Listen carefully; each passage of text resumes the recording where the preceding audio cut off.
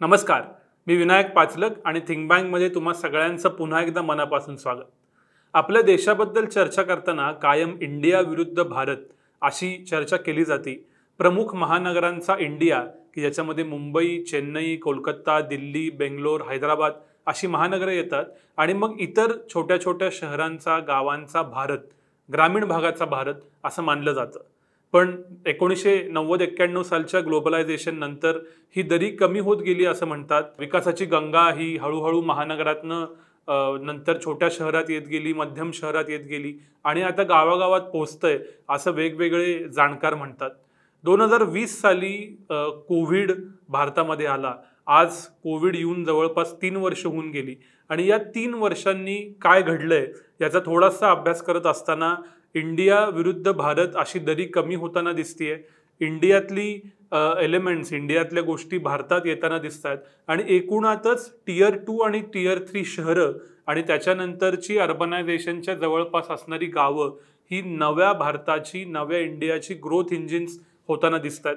या संदर्भात वेगवेगळी आकडेवारी पुढारी दीपस्तंभ या दिवाळी अंकात लेख लिहिण्यासाठी ज्यावेळी शोधत होतो त्यावेळी समोर आली आणि त्यातनं काही इंटरेस्टिंग इन्साईट जे आले ते तुम्हा सगळ्यांसमोर शेअर करावेत असं वाटलं.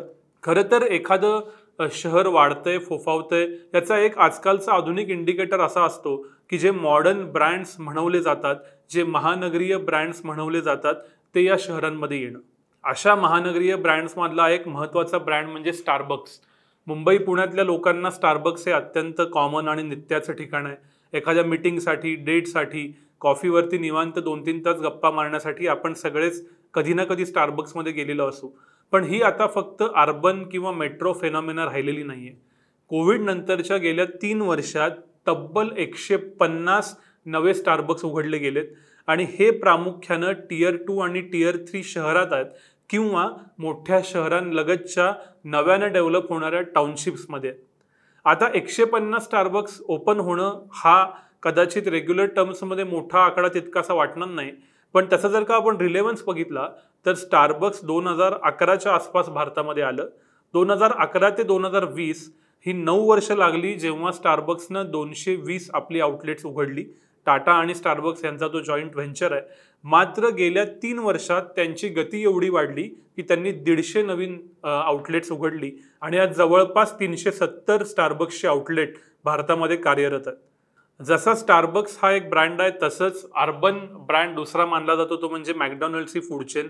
अमेरिकन फूड चेन आहे, वेस्टर्न फूड चेन आहे. तर मॅकडॉनल्ड्सनं वेस्टलाईफ ही कंपनी भारतामध्ये मॅकडॉनल्ड्सचे आउटलेट मॅनेज करते. त्यांनी गेल्या वर्षभरामध्ये, गेल्या फायनान्शियल इयरमध्ये 57 नवीन मॅकडॉनल्ड्स उघडली आणि आजपर्यंतच्या वार्षिक वाढीमधली ही त्यांची सर्वाधिक वाढ आहे. अर्थातच ही मॅकडॉनल्ड सुद्धा काही छोट्या शहरात आहेत, टियर 3 शहरात आहेत, टियर 2 शहरात आहेत. त्यांच्या वेबसाईटवरती आपण जर का जाऊन थोडंसं स्क्रोल केलं तर वेगवेगळ्या जागा, नवीन नवीन नावं दिसतात जे आपल्याला कदाचित माहीतही नसतात. हीच बाब डॉमिनोज नावाच्या ब्रँड बाबतीत सुद्धा लागू होती. ज्युबिलंट फूडवर्क्स नावाची लिस्टेड कंपनी भारतातले डॉमिनोजचे सगळे आउटलेट्स मॅनेज करते आणि गेल्या वर्षभरात 230 नवीन डॉमिनोजची आउटलेट उघडली गेली आणि या वर्षामध्ये 250 नवीन आउटलेट उघडली जात आहेत. एकूण तब्बल जवळपास 1700 ठिकाणी आज डॉमिनोजची आउटलेट आहे. स्टारबक्स असेल, मॅकडॉनल्ड्स असेल, डॉमिनोज असेल, या सगळ्यांच्या एक्सपान्शनचा जी वेग आहे तो गेल्या 3 वर्षात खूपच वाढला. ज्याला आपण ॲक्सेलरेशन म्हणतो तो ॲक्सेलरेट झालाय आणि हा सगळा टियर 2 आणि टियर 3 शहरांमध्ये आहे, महानगरांमध्ये नाही आहे. ही त्यातली एक प्रमुख लक्षात घेण्याजोगी गोष्ट आहे जी त्यांच्या डेटाकडे बघितल्यावर लक्षात येते. एखाद्या महानगरात ज्या प्रमुख सोयी सुविधा असतात त्याच्यामध्ये उत्तम मेडिकल सर्व्हिस, उत्तम ट्रान्सपोर्ट, उत्तम इंटरनेट आणि उत्तम लाईफस्टाईल च्या सर्व्हिसेस हे असतं. आपण जर का अगदी मेडिकल सर्व्हिसेसचा भाग बघितला तर आता वेगवेगळ्या 24/7 मेडिकल स्टोअर्सच्या चेन या अगदी तालुक्याच्या ठिकाणी सुद्धा निर्माण झालेल्या आहेत. वेलनेस फॉरएव्हर हा ब्रँड महाराष्ट्रात सगळ्यांनी ऐकला असेल.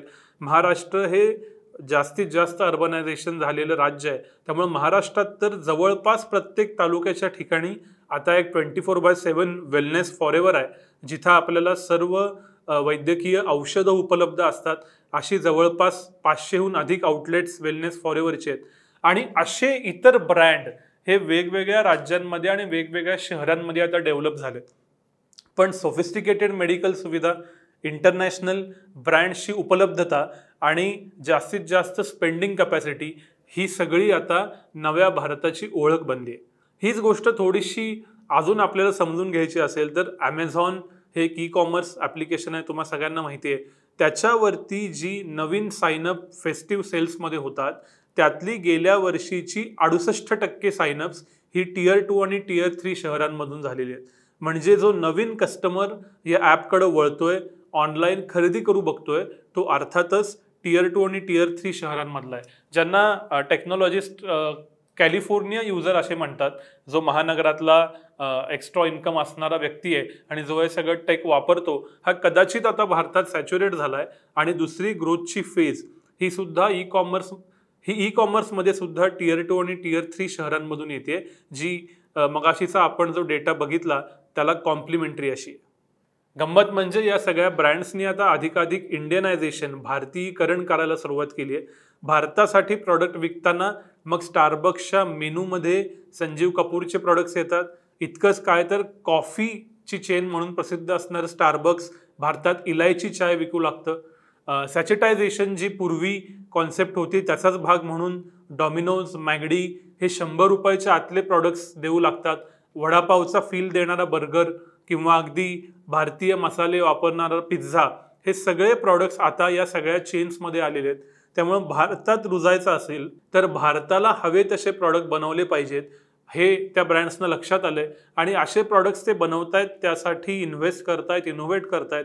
याचाच अर्थ भारतात ग्रोथ आहे हे त्यांना कळतंय, हे याच्यातून दिसतंय. कोविडनं वर्क फ्रॉम एनिवेअर ही कन्सेप्ट डोएबल आहे आणि फिजिबल आहे हे दाखवून दिलं. आत्ता खूपशी लोक ऑफिसमध्ये परत येत आहेत, पण एकूणच भविष्यात फ्लेक्झिबल वर्क लाईफ असणार हे या गेल्या 3 वर्षात कळून चुकलंय. त्याच्यामुळेच रॅडस्टॅन इन्साइट्स हा जो HR रिसर्च करणारी फर्म आहे, त्यांनी केलेल्या रिसर्चनुसार जो नुकताच पाहण्यात आला एक रिपोर्ट, टियर 2 आणि टियर 3 शहरांमधली IT सेंटर्स, IT हब वाढू लागलेत.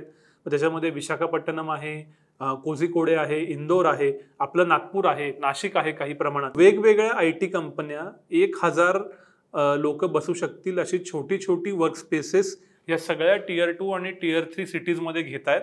आणि वेगवेगळ्या प्रोजेक्टवरती काम करणाऱ्या लोकांनी त्या ऑफिसला यावं आणि परत जावं, जेणेकरून वर्क फ्रॉम ऑफिसही होईल.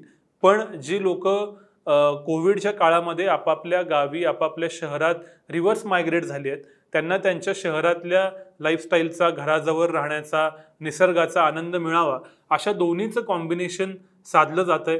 इन्फोसिस असेल, पर्सिस्टंट असेल, या सर्व कंपन्यांनी वेगवेगळ्या सेंटर्समध्ये अशी ऑफिसेस उभा करणं चालू केलं. इन्फोसिसनं अशी 6 ऑफिसेस उभारली आहेत.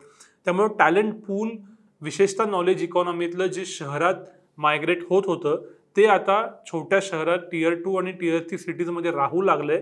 तो त्यांचा चॉईस बनतोय. इकॉनॉमिक टाइम्सनं मध्यंतरी सर्वे घेतला या एप्रिल 2023 मध्ये. त्याच्यात जवळपास 30% नॉलेज इकॉनॉमीतले लोक असे म्हणतात की गिवन अ चान्स ते मेट्रोमधून त्यांच्या टियर 2 आणि टियर 3 सिटीजमध्ये मायग्रेट करायला उत्सुक आहेत. अर्थात उत्सुक असणं आणि प्रत्यक्षात मायग्रेट होणे याच्यात फरक असतो, पण जवळपास 30% लोक असं म्हणतात. हा आकडा फारच मोठा आहे. मुळात ज्यावेळी नॉलेज इकॉनॉमीतली लोक आपापल्या गावात परत येतात त्यावेळी तो तिथल्या शहरांसाठी पण एक मोठा बूस्ट असतो.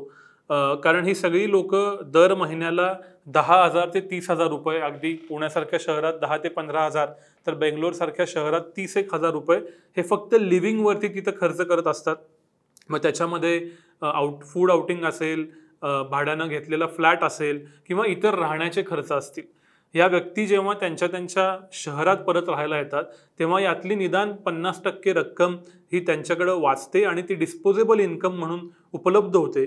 त्यामुळं दर IT-तल्या व्यक्तीकडं आणि के-शेप रिकव्हरी असल्यामुळं IT-तल्या खूपशा लोकांचे जॉब स्टेबल राहिलेत, किंबहुना त्यांच्यात इन्क्रिमेंटच झाली आहे मधल्या ग्रेट रेझिग्नेशन सारख्या फेनॉमिनामुळं. त्यांच्याकडे जो पैसा एक्स्ट्रा राहतोय हा त्या शहराच्या इकॉनॉमीमध्ये पंपअप होतोय. मग असं आपण पकडू की एखाद्या 5 ते 6 लाख लोकसंख्येच्या शहरांमध्ये जर का 6,000 IT-तली लोक रिव्हर्स मायग्रेट झाली असतील कोविडच्या काळात आणि त्यातली 2-3 हजार अजूनही राहत असतील, तर दर महिन्याला 1 ते 2 कोटी रुपये त्यांच्या इकॉनॉमीमध्ये, त्यांच्या सर्व्हिस सेक्टरमध्ये पंप होत आहेत, की जो त्यांचा डिस्पोजेबल इन्कम आहे. आणि मग याचा फायदा तिथल्या सर्व्हिस सेक्टरला, मग ती हॉटेल्स असतील, रेस्टॉरंट्स असतील, अगदी पब्स असतील, या सगळ्यांना होतोय. त्यामुळं आता या छोट्या छोट्या शहरात सुद्धा उत्तम प्रतीची हॉटेल्स, उत्तम प्रतीची रेस्टॉरंट्स, पब्स ओपन होत आहेत. अगदी फॅब आणि तत्सम स्टँडर्डाइज राहायच्या हॉटेलचे ब्रँड सुद्धा आज प्रत्येक तालुक्याच्या ठिकाणी, निदान प्रत्येक शहराच्या टियर 3 अगदी टियर 4 शहराच्या ठिकाणी दिसतात. हा बदल, हा पैसा जो मेट्रोमध्ये स्पेंड होणार होता तो टियर 2 आणि टियर 3 शहरांमध्ये स्पेंड झाल्यामुळे होतोय. आणि ज्याच्यामुळं मग इकॉनॉमीचा इपिसेंटर हा कदाचित टियर 2 आणि टियर 3 शहरांमध्ये आलाय, असं आता कदाचित चित्र दिसू लागलंय. असाच अजून एक इंटरेस्टिंग इन्साईट असा आहे की आज मितीला स्टार्टअप इंडियाच्या अंडर जे एकूण स्टार्टअप रजिस्टर्ड आहेत त्यातले 52% स्टार्टअप हे टियर 2 आणि टियर 3 शहरांमध्ये आहेत. याचा अर्थ असा की आता लोक उद्योग करण्यासाठी सुद्धा टियर 2 आणि टियर 3 शहरांमध्ये राहत आहेत. कमी किमतीत तुलनेनं उपलब्ध असणारं मनुष्यबळ, एक्सपांड करायचा स्कोप, त्याच वेळी मात्र ग्लोबल स्टँडर्डच्या अवेलेबल असणाऱ्या फॅसिलिटीज, मग अगदी स्विगी असेल, झोमॅटो असेल, 4G 5G इंटरनेट असेल, या दोन्हीचं मिश्रण आजच्या या टियर 2 आणि टियर 3 शहरांमध्ये दिसतंय. एक इंटरेस्टिंग रिपोर्ट प्रोडिगी फायनान्सनं काढला होता की फॉरेन एज्युकेशनला जी लोक जातात आणि जी फायनान्ससाठी अप्लाय करतात, तर 2021-22 आणि 2022-23 या 2 वर्षांमध्ये जी काही ग्रोथ या कंपनीला दिसली फॉरेन एज्युकेशनला जाणाऱ्या लोकांमध्ये, त्यातली तब्बल 98% ग्रोथ ही टियर 2 आणि टियर 3 शहरांमधून होती. त्यामुळे इथली लोक ही आता अधिकाधिक ॲस्पिरेशनल सुद्धा झाली आहेत, याचा हा रिपोर्ट इंडिकेटर आहे.